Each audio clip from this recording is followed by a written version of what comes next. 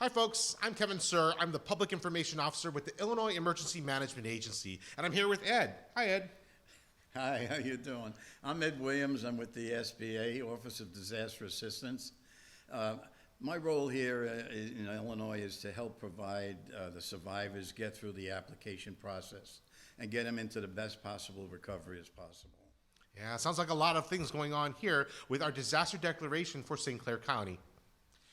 So, if disaster survivors already have insurance, why should disaster survivors apply to the Small Business Administration? That's a great question, and we hear it all the time in our centers, and it's critical that they understand. We know that insurance is pending, and we know that also that it takes time for insurance to settle. Once you make an application with the SBA, our turnaround time is in the matter of days and maybe a couple of weeks. In that window of time, we can not only review the application, we can process it to an approval, do the closing documents and close that loan, and you'll be on your way into recovery long before insurance settles. And when insurance settles, we'll take a look at it and see if there's anything that was duplicated, and we'll adjust the loan to what you really needed had insurance already settled. And the second thing is, a lot of people think they have insurance and they're going to be covered. We know from history that, yes, insurance covers a lot of the damage. However, there's always a shortfall of some type that they need money for. If they don't apply now and put our loan approval on the side, if they don't apply, what could happen is their insurance settles. There's a big difference between what they need and what insurance gave them, and we're already gone. We've left the state because they missed that deadline for filing. So, can disaster survivors come into a disaster recovery center and ask questions or maybe even share some concerns about their SBA application? Absolutely. That is one of the best sources we have is for an applicant to come in and sit down one-on-one with our SBA customer service representatives. They've been trained on the program. There's very few questions that they can ask them that they don't have a good answer for. And this is not a normal event for them, and there will be questions, and it's great to come in and sit down and have a one-on-one with one of our people. So, how does a disaster survivor get referred to the Small Business Administration for a disaster loan? Wow, the most common question. Let me tell you what happens. A survivor registers with FEMA, and they get referred to SBA. The first question they ask is, why did I get referred to SBA? I can't take on any more debt.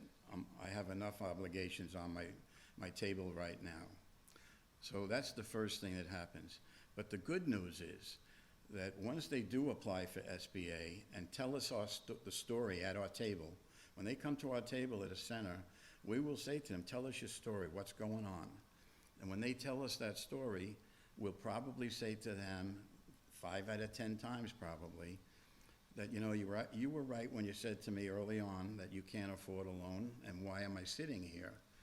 The answer is, let's do some paperwork right now, and if we find that your income and your obligations are too close, and it doesn't make sense to put any more obligations into your hands, we're going to send you right back to FEMA, and they'll evaluate you for what programs they have available.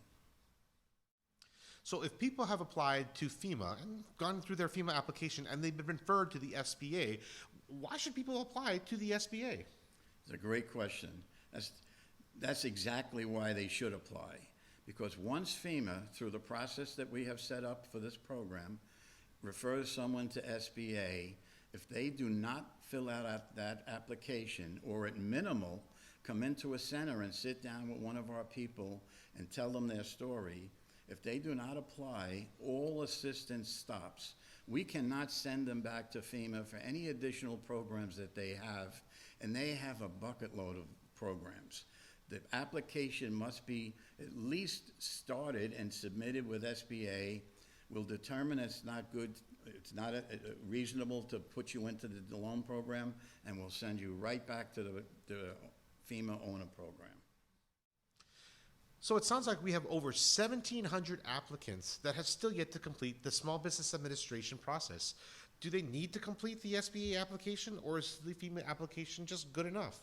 Absolutely need to come in and make an application. That's the reason FEMA and I are here today. We have recognized that there are almost 2,000 applications that have been referred to SBA, and we've only seen a drop of that. What they don't realize is that once they stop and don't fill out application, they have stopped all recovery for them going forward to achieve their true recovery. If they apply with SBA, we will look at it and determine whether or not it's a good idea or it's prudent to go forward with a loan application.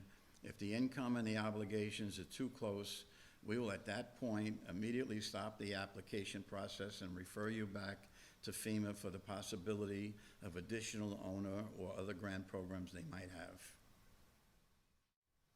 So if SBA determines that the loan maybe isn't your best option, well then what are your options?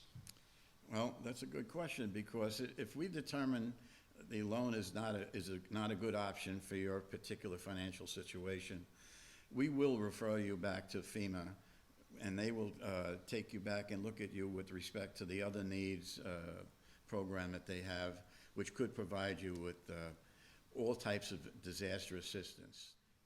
These all sound like great options for people to explore. So how do they get in contact with the Small Business Administration? Yes, there is some good options. With SBA, just like FEMA, we have the ability now, we have grown up in the electronic world. We can do online, we can go online from home and submit an application. You can come into the center, which I recommend, because it's nothing better than sitting in front of somebody face to face, explaining to them your particular situation, and we will then guide you through the program. And there is another facet that we use. When people sometimes are homebound, they're not electronically astute, they can actually get online, call our 800 number, which will be publicized all over the area. And in that number, they can call and ask for a paper application to be mailed to their home. It will include a return envelope, and the paper application is just a simple 2-page application, and they can fill it out at home, drop it in the mail, and we'll get it and process it just like it was done electronically. So a lot of great options available to you. Thanks for joining us today, Ed. Reporting live here from St. Clair County in Illinois. Catch you next time.